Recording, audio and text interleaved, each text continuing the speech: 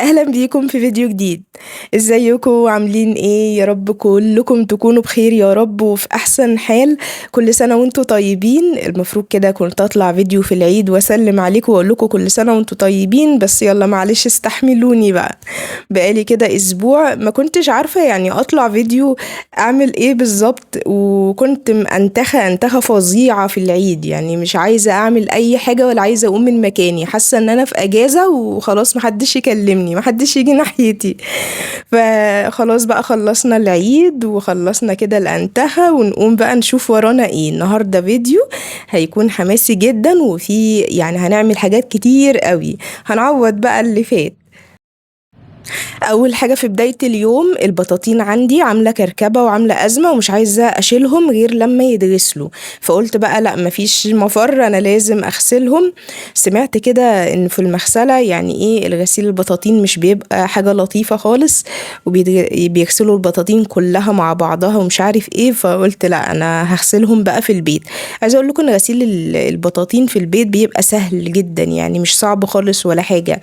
هما مجرد بس ما تنقعيهم كده في المسحوق بتلاقيهم بينضفوا لوحديهم، بس تنقعيهم مثلا ايه يعني من بالليل لحد الصبح، او من الصبح. انا نقعتها من الصبح لحد ايه يعني حوالي 4 5 ساعات كده.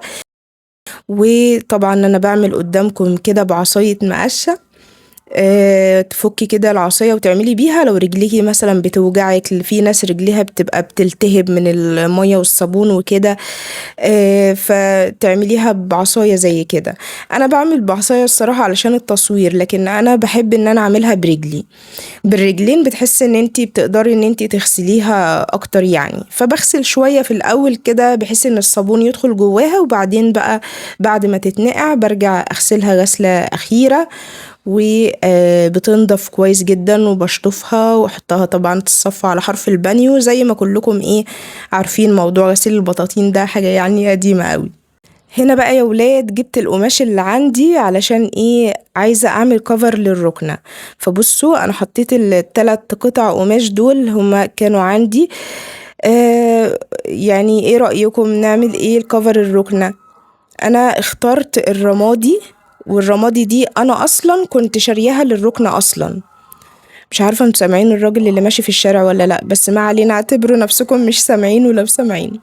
المهم، هجيب الكفر كده، هقيس على قد الركنة. والقماشة دي يا جماعة كنت جايباها من الوكالة، هي كتان، قماشة جميلة قوي قوي قوي وخامتها حلوة جدا، وعايزة اقول لكم بسعر لقطة. يعني انتوا عارفين طبعا الكتان اللي هو بيبقى الاصلي، القماشة المحملة الجامدة دي، وبتبقى طبعا شيك جدا جدا. في يعني حتى انا ما صورتهاش كده من قريب، في الاخر هتشوفوها لما افرشها على الكنب.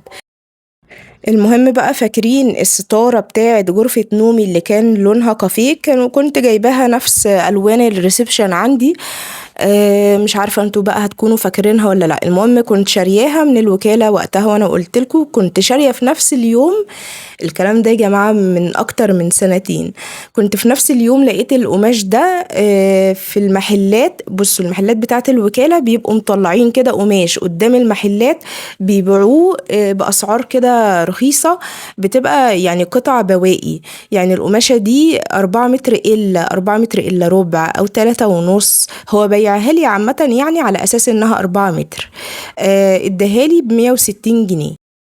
فطبعا سعرها كويس جدا، يعني ده مش حق متر واحد حتى.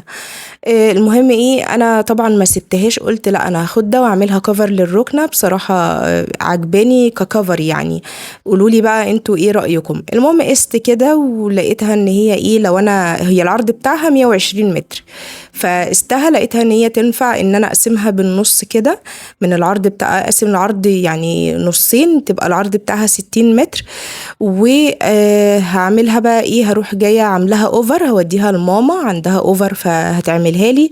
وكمان هعمل ايه، هجيب ليها، عارفين الحرف بتاعها اللي هي الكورنيشة او الفرنشة او مش عارفة اسمها ايه، اللي هو بتتركب كده على الحرف بتاعها يعني بصوا هو الموضوع فيه توفير، يعني فيه توفير حلو قوي، اللي هو انتي ب160 جنيه هتعملي كل كفرات الركنة غير الحرف اللي انت انت هتشتريه ده الفرنشة اللي انت هتشتريها دي على الحرف، يعني الموضوع كله هيدخل، انا مش عارفة بقى هشتريها بكام. الموضوع هيبقى يعني برقم بسيط. يعني عملتي كفر حلو للركنة بخامة جميلة قوي، بس الموضوع والله مش موضوع توفير. يعني انا مش ببص لها كده.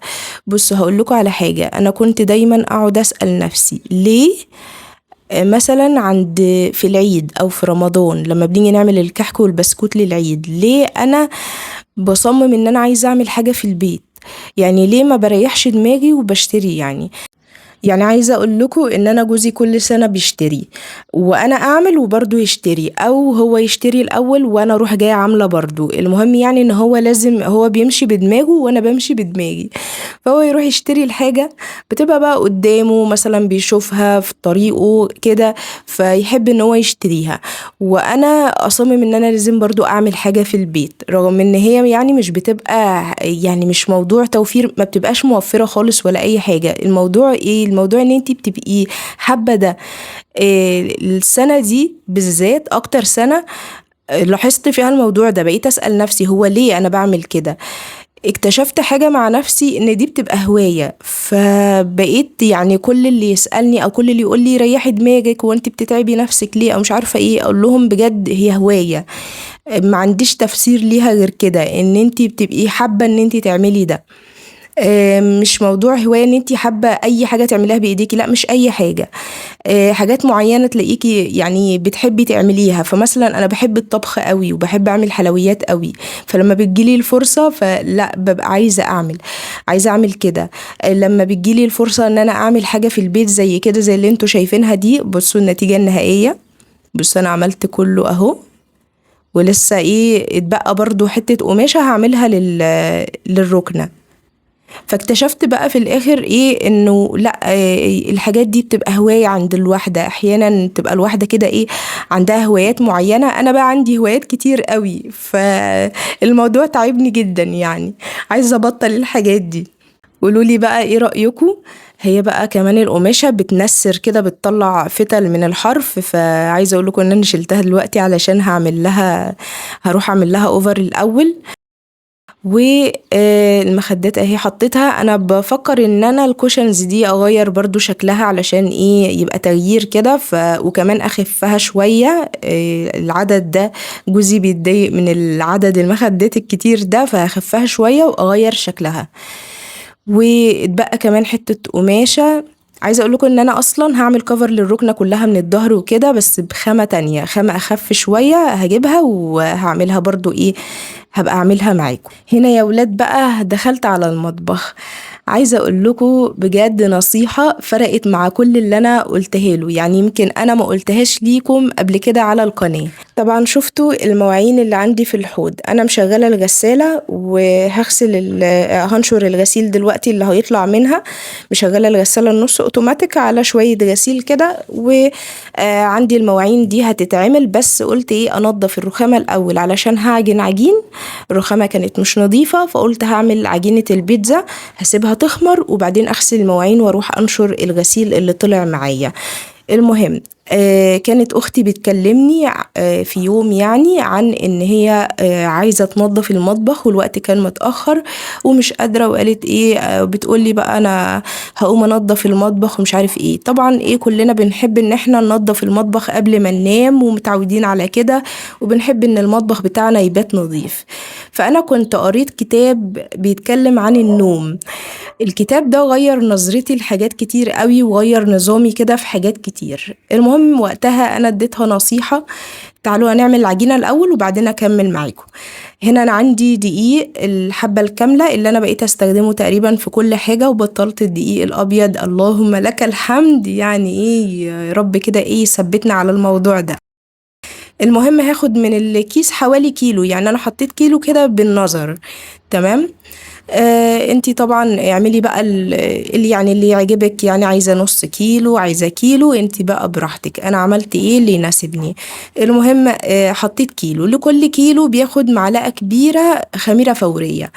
ممكن تحطي الخميرة على المية، وممكن تحطيها على فكرة عادي جدا على الدقيق. يعني انا ما بشوفش حد بيحطها على الدقيق، بس انا كنت بخبز من زمان ومن وانا في بيت اهلي، والخميرة دي عادي جدا بنحطها على الدقيق، ما بنحطهاش على المية. المهم حطيت معلقة كبيرة من البيكنج باودر، وقلبت كل ده في بعضه.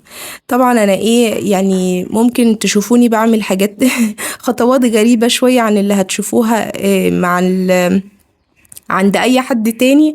مش شطارة ولا حاجة يعني، بس دي حاجات انا متعودة عليها. بحب مثلا ان انا السكر، معلقة كبيرة من السكر حطيتها مع رشة ملح. بحب ان انا ادوبهم في المية الاول، ما بحبش احطهم على الدقيق. فهدوبهم ايه في شوية مية دافية. المية اللي انا هعجن بيها اخدت منها شوية. فانتوا لقيتوا العكس بقى دلوقتي، الناس بتحط السكر والخميرة على المية، وبتحط رشة الملح على الدقيق. فانا بقول لا، انا علشان يعني الملح كمان يدوب في المية كلها، فبحطهم كده على المية.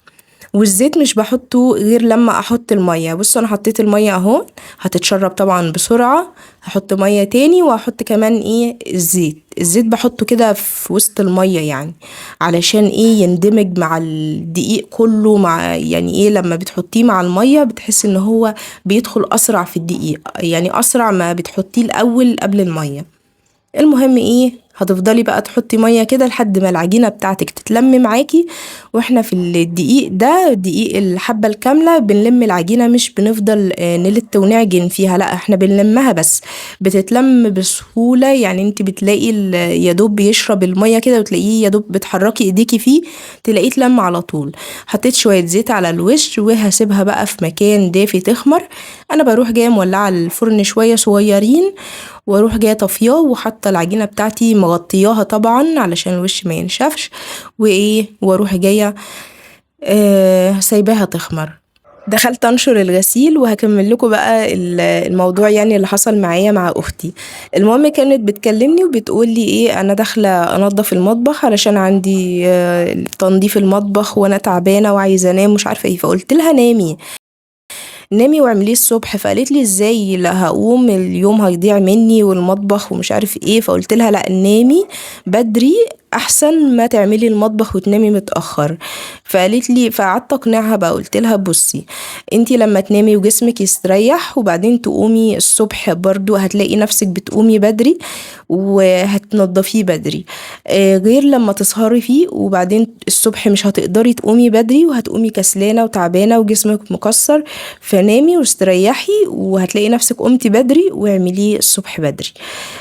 عملت يعني عملت زي ما قلت لها كده، وايه واتشجعت ودخلت نامت.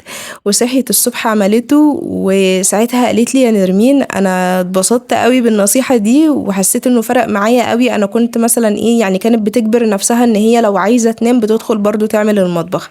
فانا يعني من الكتاب اللي قريته، يعني هبقى اقوله لكم قبل كده، هبقى اقول لكم الملخص بتاعه.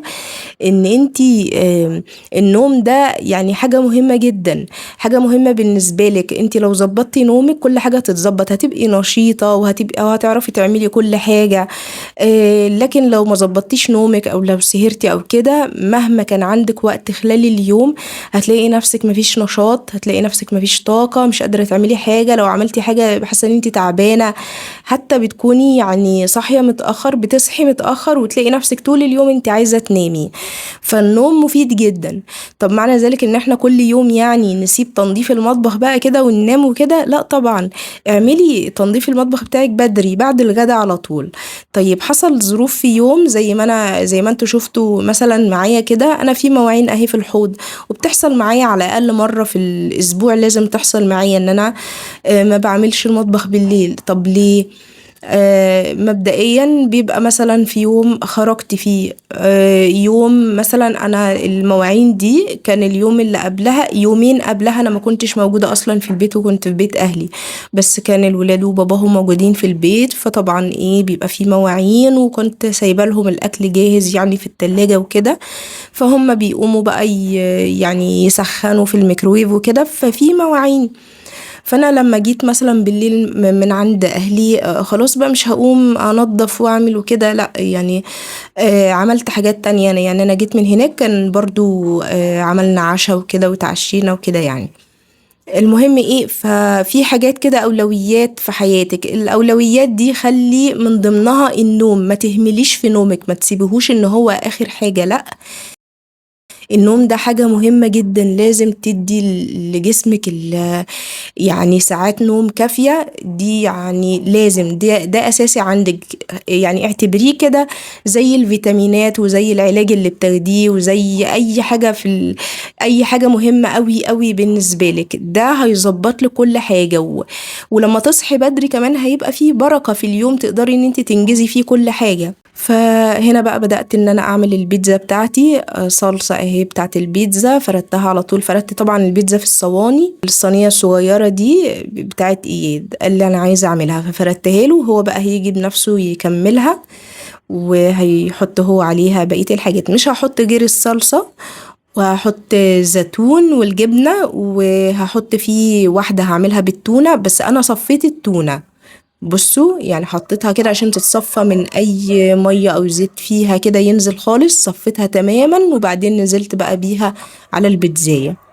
انا جوزي بس هو اللي بيحب البيتزا بالتونة، واحنا كل واحد بناخد لنا قطعة كده منها يعني، بس مش هي المفضلة بالنسبة لنا. احنا بقى بنحب البيتزا اللي هي بالجبنة، اللي كلها جبن كده، بحط فيها اي انواع جبنة عندي مع الجبنة الموتزاريلا، فبتبقى مليانة جبنة كده، فاحنا بقى بنحب دي، وتلاقينا بنسيب اللي هي باللحمة وناكل اللي هي بالجبنة. المهم احط الزيتون وهحط الجبنة الموتزاريلا، اللي هم دلوقتي قالوا لنا لا بلاش جبنة موتزاريلا، بس هم بقى الكيسين كنت شارياهم من قبل العيد علشان الولاد كان عايزين بيتزا وكده، فهنشوف بقى بديل ليها، هنشوف هنعمل ايه. ممكن بقى نحط جبنة شيدر بقى بعد كده، الله أعلم، نعملها من غير جبنة، هنشوف بقى هنعمل ايه. نشوف موتزاريلا من غير دقيق أبيض، لأن بيقولوا إن الجبنة الموتزاريلا دي عليها دقيق أبيض، فأنا مش عارفة بقى صحة الكلام ده، فلسه هنشوف بديل للجبنة الموتزاريلا دي. المهم بقى جبت الصينية الكبيرة دي وبرضو دهنتها زيت. على فكرة أنا هقول لكم على حاجة، الزيت لما دهنته في الصينية ما فرقش مع البيتزاية، يعني اللي هي ما تمسكش في الصينية أو كده. الدقيق بالذات اللي هو الحبة الكاملة ده غير الدقيق الابيض. فالمهم هتلاقي يعني ايه الحرف لازق شويه حتى وانا دهنه زيت اهو، فهتروحي جايه بالسكينه اللي انت بتطلعي بيها البيتزا يعني تعملي تطلعي الحرف كده في الاول، تفضلي ايه تطلعي كده في الحرف كده لحد ما بالراحه كده، لحد ما البيتزايه بتاعتك هتلاقيها تطلع معاكي على طول، ولو سبتيها في الصينيه شويه هتلاقيها يعني هتطلع لوحدها. المهم جربت في الاخر كده بيتزاية من غير زيت خالص، بيتزاية صغنونة خالص بالعجينة اللي اتبقت، حطيتها كده ايه في حاجة ألمونيا وما دهنتش زيت خالص، فلقيتها ما فرقتش عن اللي انا دهنت فيها زيت، بالعكس يعني بحس ان الزيت بينشفها من تحت سنة كده، اما اللي انا حطيتها من غير زيت خالص حسيت ان هي احسن. انا كنت عايزه اعمل اصلا يعني بوسع الصينيه دي كلها، انا لما باجي اعمل بيتزايه بروح جايه في الصينيه الكبيره دي، بروح جايه عاملاها في الصينيه كلها بحيث ان هي تبقى تسويه مره واحده كده، ادخلها الفرن الكبير تستوي مره واحده كده يعني، بخلص بسرعه. فالمهم جت العجينه ايه ما كفتش معايا الصينيه، قلت مش مشكله. بصوا بقى انا بصوا شفتوا البصل اللي انا بشيله كده وبحطه في البيتزا بتاعت اياد، راح جاي هو شايله هو كمان او بينقيه ويرميه.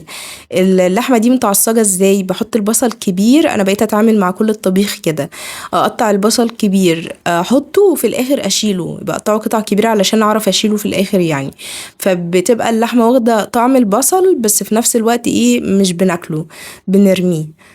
ده بقى التعامل بقى مع كل حتى الطبيخ حتى آم، ايه كمان عملت سمان، جيت اعمل الخلطه، فبقول لجوزي طب انا اعمل الخلطه ازاي دلوقتي من غير بصل من غير فلفل اسود من غير، فالمهم ايه قال لي اتصرفي. المهم قطعت بقى ايه البصل برضو كبير كده يا دوب بس خدت طعمه، ورحت جايه شايلاه بعد ما شوحته كده في السمنه في معلقه سمنه رميته بقى.